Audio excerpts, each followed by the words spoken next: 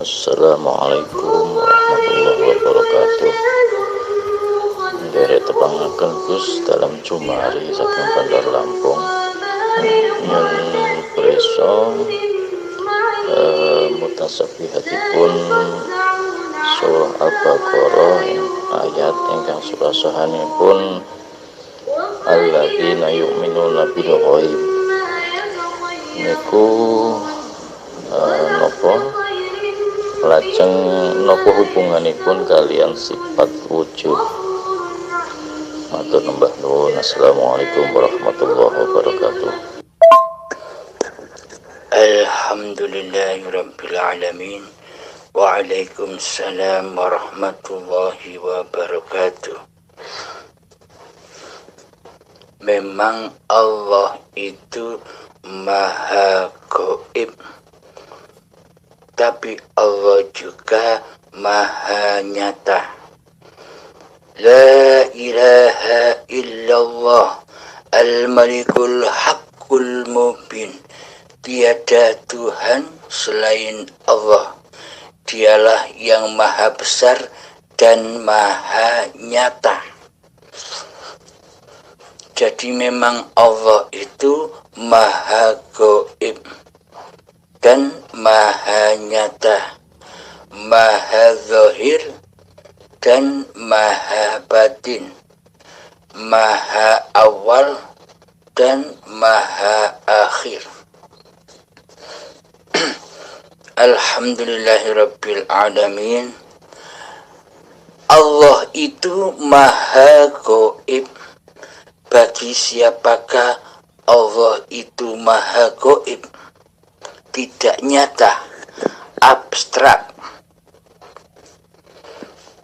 Allah itu Maha Gaib bagi manusia yang belum mengenal Tuhannya, bagi manusia yang masih mentuhani diri manusianya sendiri sebagai Tuhan yang menguasai hidup dan badan ini selama ini. Bagi merekalah Allah itu gaib, Allah itu tiada, dan Allah itu tidak hudur di hati mereka.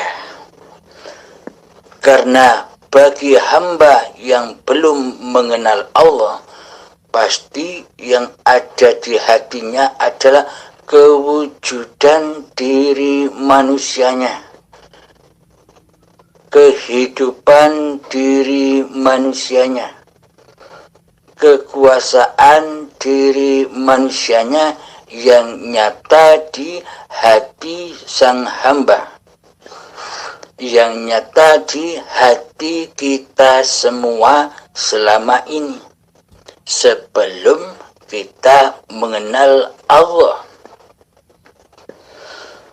Jadi pada intinya seluruh sifat-sifat yang diakui sebagai sifat diri manusianya selama ini adalah dialah Allah.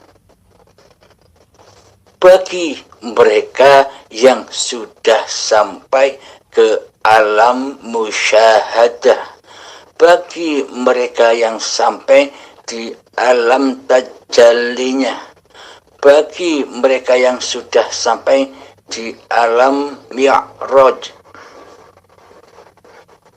Maka dari itu bagi mereka yang sudah hakul mubin, yang sudah nyata Allahnya, maka kemanusiaannya sudah tiada, kemanusiaannya sudah fana, kemanusiaannya sudah mati, dan kemanusiaannya sudah gaib di hatinya. Bagi orang-orang yang demikian inilah Allahnya Maha Nyata ketimbang diri manusianya. Inilah keadaan hati para nabi keadaan-keadaan hati para rasul, keadaan-keadaan hati para aulia Allah yang selalu mewujudkan Allah di hatinya, yang selalu Allah lah sebagai penguasa diri manusianya di hatinya. Inilah hati-hati para waliullah, hati-hati yang rela dan ridho berwalikan kepada Allah. Karena sesungguhnya hakikatnya seluruh manusia itu diciptakan dengan al-wali, diciptakan Allah sendiri, dihidupi Allah sendiri, dikuasai Allah sendiri, dikehendak daya upaya dan diikhtiari Allah sendiri. Hakikatnya demikian. Akan tetapi sangat amatlah langka manusia yang menyadari itu. Mayoritas manusia lebih cinta, lebih mentuhankan dan lebih berwalikan kepada hawa nafsunya sendiri di hatinya daripada berwalikan kepada Allah. Mayoritas manusia lebih cinta bila dirinya sebagai Tuhan, sebagai penguasa, sebagai yang hidup menguasai badan-badannya. Jadi pada intinya mayoritas manusia lebih cinta akan keberadaan diri manusianya di hatinya daripada keberadaan dan hudurnya Allah sebagai pencipta dirinya. Inilah sifat-sifatnya Dajjal, iblis, setan, dan hawa nafsu, yakni selalu mengaku-ngaku bahwa hidup ini hidup diri manusianya. Karena sesungguhnya hakikatnya adalah la hayatan illallah, tiada hidup kecuali Allah. Bismillahirrahmanirrahim. Allahu la ilaha illa huwal hayyul qayyum. Allah tiada Tuhan selain Dialah yang hidup kekal lagi terus menerus. Jadi zat yang bernama Allah itu hakikatnya ya hidup ini, hidup yang tidak seperti apa-apa dan hidup yang tidak seperti siapa-siapa. Coba cek di hati kita masing-masing. Seumpama hidup ini hidup manusianya, coba cari tahu bagaimana wajahnya hidup yang kita akui selama ini, bagaimana rupa dan bentuknya hidup yang selama ini kita akui sebagai hidup kita. Coba cari tahu bagaimana rupa, bentuk, warna, wajah, dan hidup yang selama ini kita akui sebagai hidup manusia kita. Seumpama jika memang hidup ini adalah hidup diri manusianya, maka wajib bagi kita tahu, mengenal bagaimana rupanya, bagaimana bentuknya, bagaimana wajahnya, bagaimana warna dan rasanya hidup kita sendiri yang selama ini kita akui sebagai hidup diri manusianya. Namun anehnya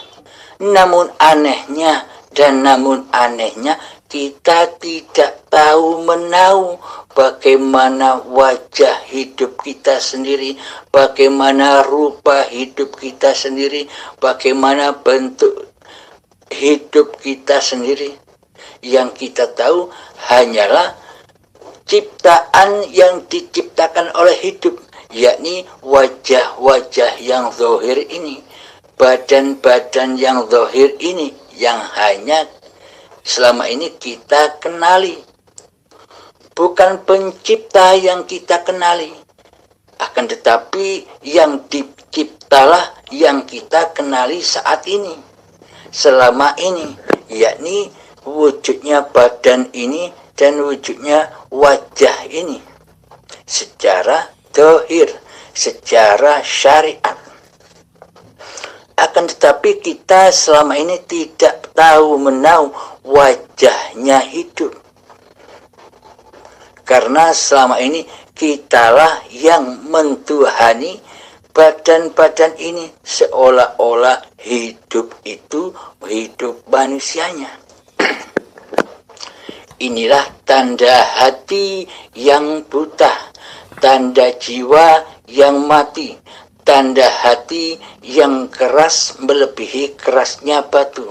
Inilah tanda lembah neraka jahanam atau lembah siksa kubur. Hakikatnya, bila manusia masih menggaibkan Tuhan pencipta diri manusianya di hatinya, maka manusianya lah yang menyerupai Allah. Karena seluruh sifat-sifatnya Allah telah diakui sebagai milik manusianya. Ketika manusia masih mengaku-ngakui bahwa hidup ini Allah, di dalam hatinya yang nyata, yang wujud, yang hakul mubin, hanya diri manusianya, hanya hawa nafsunya, maka siksalah yang akan didapatnya. Di dalam mengarungi kehidupan ini akan banyak kendala-kendala, ujian-ujian dan bencana yang akan menakut-nakuti hatinya. Karena apa? Karena yang paling ditakuti oleh manusia itu adalah hakikat sifat diri sejati manusianya, yakni mati. Inilah anehnya manusia yang takut kepada hakikat diri sejatinya, yakni mati. Karena manusia tidak mau mati, maunya manusia hidup terus. Inilah tanda manusia-manusia yang menyerupai Tuhannya yang hidup. Kenapa manusia takut akan hakikat sifat diri sejatinya yang mati, yang tak hidup, yang gaib, yang tak nyata? Karena sudah lamanya manusia menjadi Tuhan penguasa di hatinya. Maka dari itu sifat-sifatnya Dajjal adalah mengaku-ngakui dirinya seperti Tuhan. Karena Allah, karena Tuhan di hatinya maha gaib, tidak nyata. Maka hawa nafsunya lah yang mengaku-ngaku atas kekuasaan seluruh tindak laku badan-badannya selama ini. Sholat diakui sebagai sholat milik manusianya. Puasa diakui sebagai hak milik manusianya yang mampu berkuasa untuk puasa. Dan sebagainya. Seluruhnya dituhani oleh manusianya. Tiada urusan dengan Allah. karena Allah digoibkan dan ditiadakan oleh mayoritas manusia. Bagi mereka inilah Allah itu goib. Bagi mereka-mereka yang belum kenal Tuhannya lah Allah itu maha goib. Selama Allah itu maha goib di hati sang hamba, maka selamanya hamba tidak dikatakan bertuhan di hatinya. Meskipun kelihatannya dohir-dohirnya dibungkus dengan agama, meskipun kelihatannya dohir-dohirnya dibungkus dengan amal ibadah, meskipun kelihatannya dohir-dohirnya dibungkus dengan ibadah, sholat dan puasa, bahkan berhaji, akan tetapi kesemuanya itu syariat-syariat badan-badaniyahnya itu hanyalah untuk menutupi dajjal yang ada di dalam diri, untuk menyelimuti kedajjalan diri kita sendiri selama ini, agar tidak diketahui oleh manusia lain bahwa yang jadi Tuhan di dalam diri ini adalah masih terkuasai oleh manusianya yang wujud. Maka dari itu agama-agama dan bertuhan secara dohiriyah itu belum cukup, masih jauh. Karena hati masih belum Islam, hati belum selamat sampai kepada Tuhan pencipta dirinya. Maka dari itu bagi seluruh manusia-manusia yang yakin di hatinya, yang percaya di hatinya bahwa Allah itu ada, bahwa Tuhan semesta alam itu ada sebagai pencipta alam semesta dan sebagai pencipta diri manusianya. Selama ini hanyalah sebatas keyakinan-keyakinan yang bohong, sebatas yakin saja. Yakin Allah itu ada, yakin Tuhan itu ada, akan tetapi manusia masih terlena dengan ketuhanannya di hatinya. Manusia merasa bertuhan, akan tetapi pada kenyataannya manusia mendustai keyakinannya sendiri selama ini.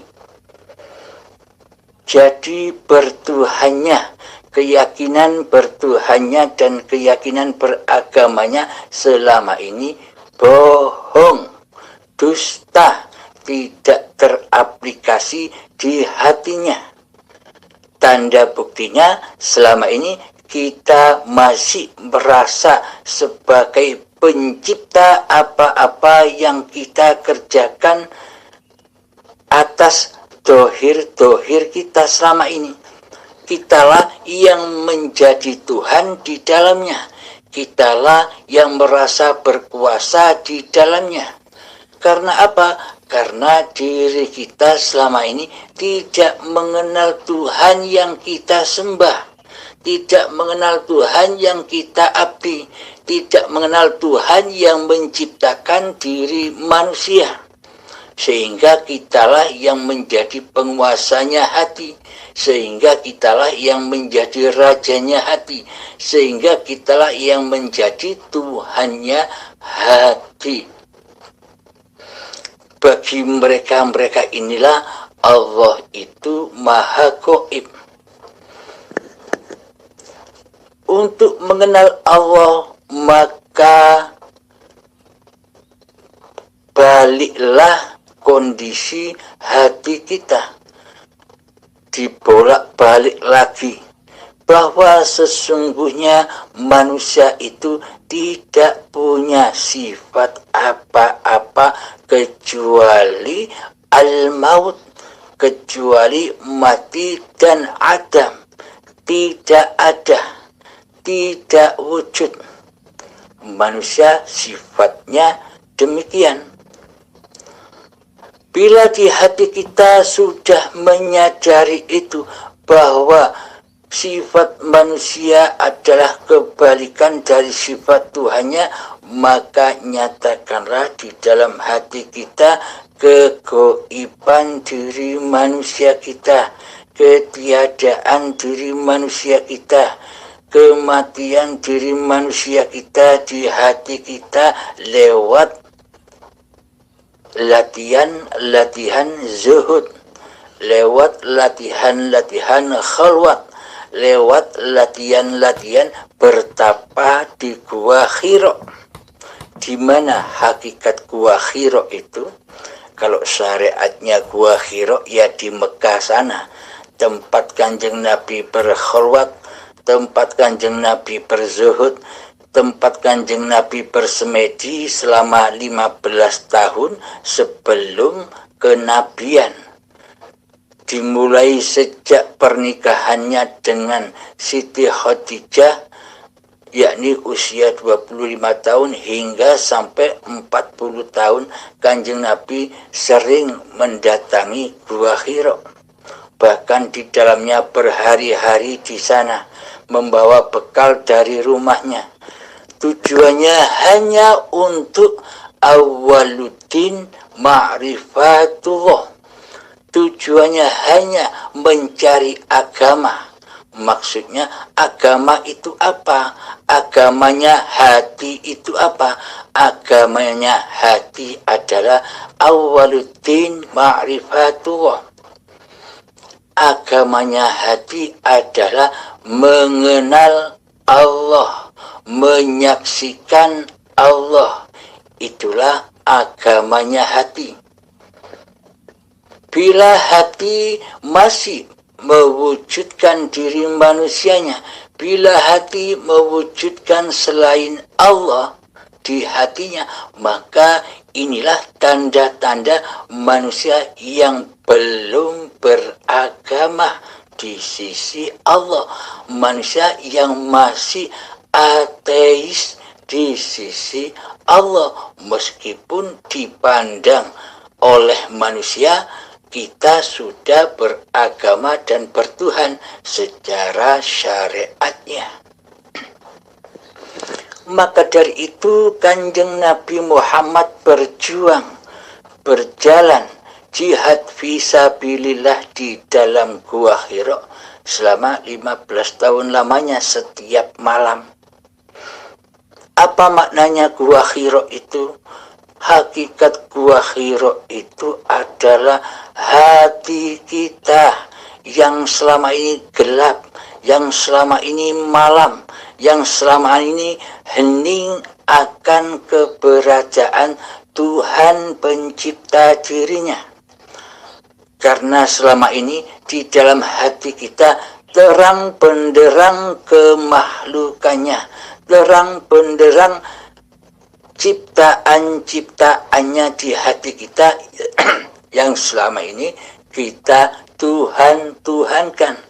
Jadi berhala-berhala sebelum Kanjeng Nabi diutus oleh Allah itu, berhala di dalam Baitullah Ka'bah ada 4 berhala yang selalu menguasainya.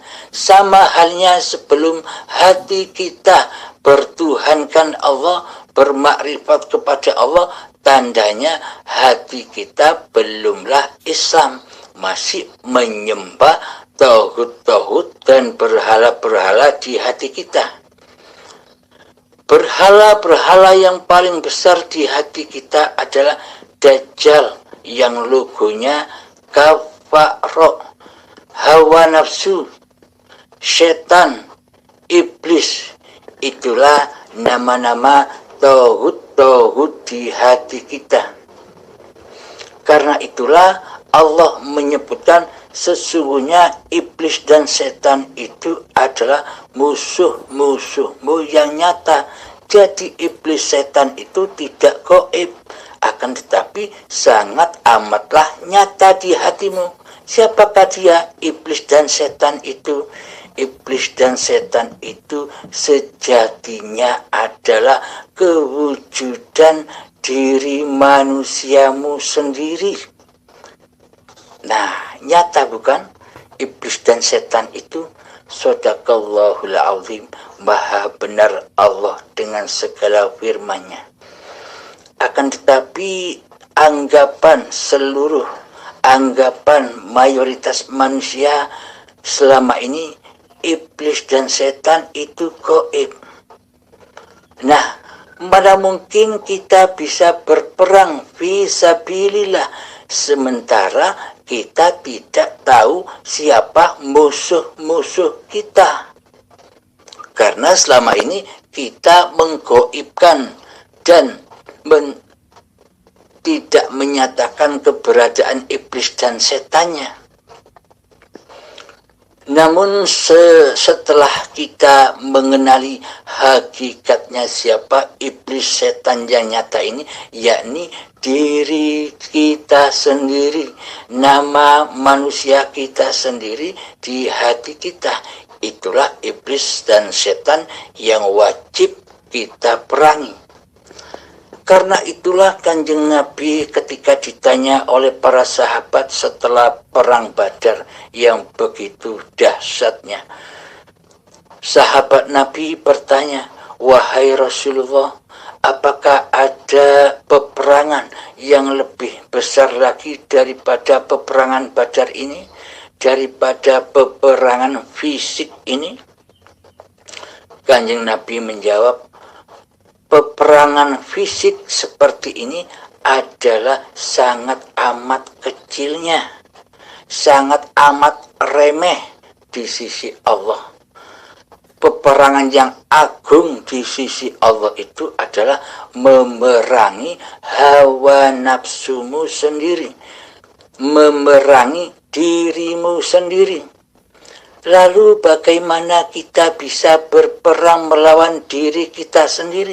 Wong ternyata diri kitalah sebagai Tuhannya diri selama ini. Sementara kita selama ini tidak tahu menahu keberadaan, kenyataan iblis dan setan yang ada di diri kita sendiri selama ini. Bagaimana mungkin kita bisa berperang? Nah, kapan kita bisa berperang? Kita bisa berperang melawan hawa nafsu kita sendiri ketika kita sudah bermakrifat kepada diri manusia kita sendiri. Ketika kita sudah bermakrifat kepada hakikat diri sejati manusia kita sendiri, yakni bersifat kebalikan daripada Allah. Bila Allahnya wujud, maka hawa nafsu, maka diri manusia kita layaklah duduk di dalam kebalikan sifat wujudnya Allah, yakni ketiadaan.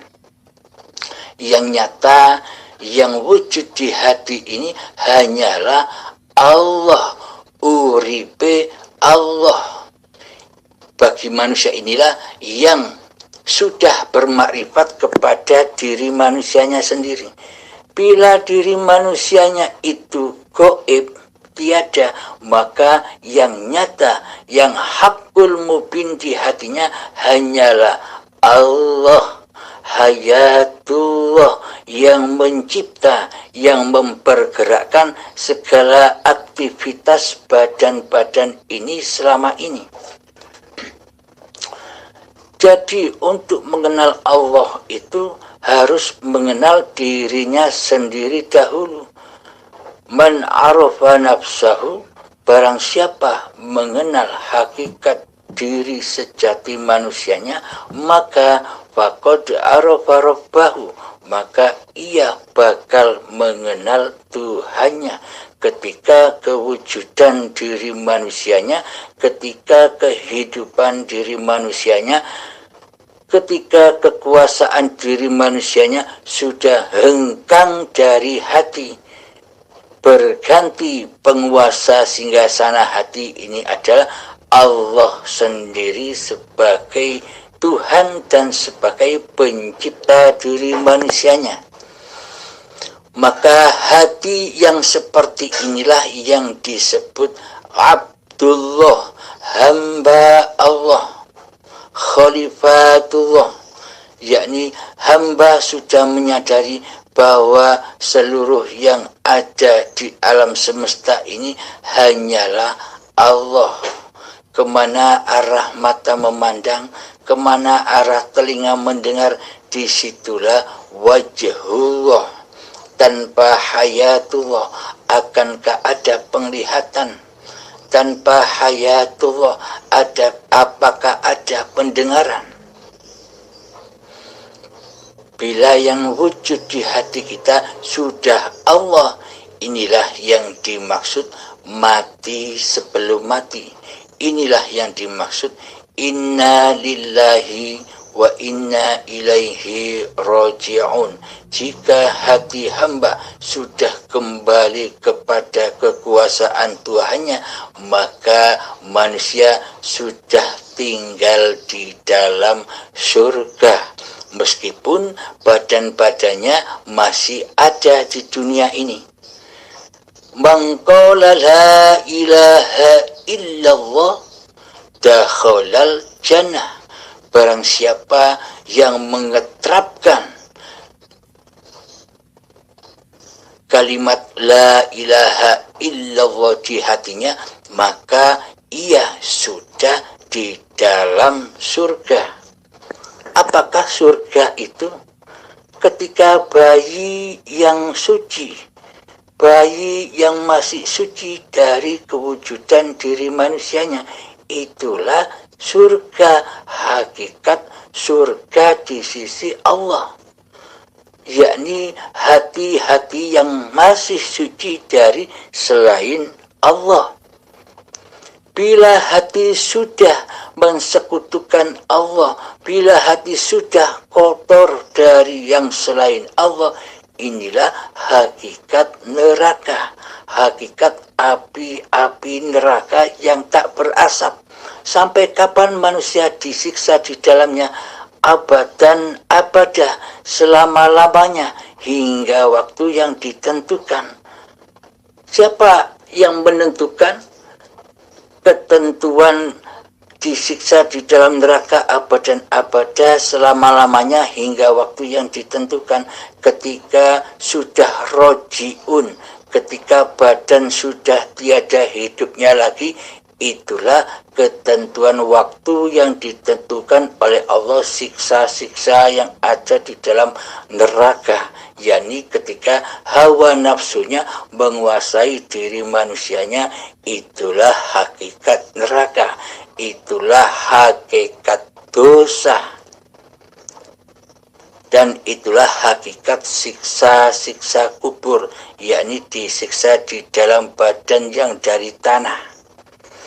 Karena Allah, pengertian Allah itu hanya hati, bukan dohir.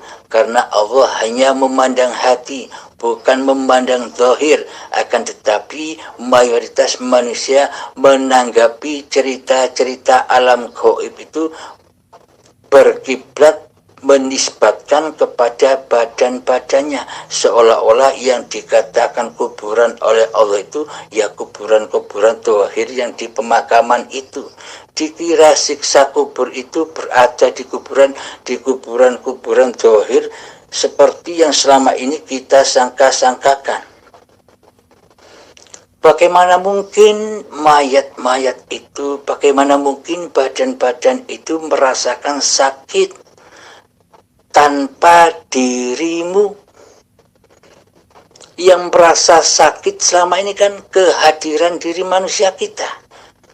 Bila diri manusia kita tidak ada, tidak hadir, maka tak akan ada rasa sakit. Coba ilustrasikan ketika Anda masih bayi. Kan diri Anda belum ada, masih gaib. Ketika bayi itu dipancung, disembelih, kira-kira apakah ada rasa sakit? Sebagai manusia kita, kan tidak ada rasa sakit. Karena kita belum hadir, karena kita belum wujud di dalam bayi itu. Kelihatannya manusia menganggap itu sakit karena manusia berkaca di dalam diri manusianya, membayang-bayangkan diri manusianya yang dipancung, sehingga seluruh apa-apa yang diceritakan di syariat itu diangan-angankan oleh badanianya. Seolah-olah siksa kubur itu seperti siksa-siksa yang ada di dunia ini. Api-api neraka itu seperti api-api di dunia ini, digambarkan, difilmkan seperti itu dengan angan-angan manusianya. Padahal neraka Allah, siksa Allah, yaitu ada di hati. Ketika hati buta akan Tuhannya, disitulah siksa berlaku. Akan tetapi bila hati sudah nyata Allahnya, gaib manusianya, itulah hakikat surga di sisi Allah. Kenikmatan yang paling agung di dalam surga adalah menyaksikan Allah, yakni menyatakan dalam hati bahwa hidup ini Allah. Ketika sudah nyata Allahnya, maka tenanglah hati kita, maka mutmainnalah hati kita dari semua urusan-urusan selain Allah. Inilah perbedaan. Allah itu maha gaib dan Allah itu maha nyata, tergantung manusianya. Begitu Kang Mas Jumari dari Lampung. Semoga jawaban-jawaban ini bisa diterima di hati panjenengan. Akhirul kalam, assalamualaikum warahmatullahi wabarakatuh.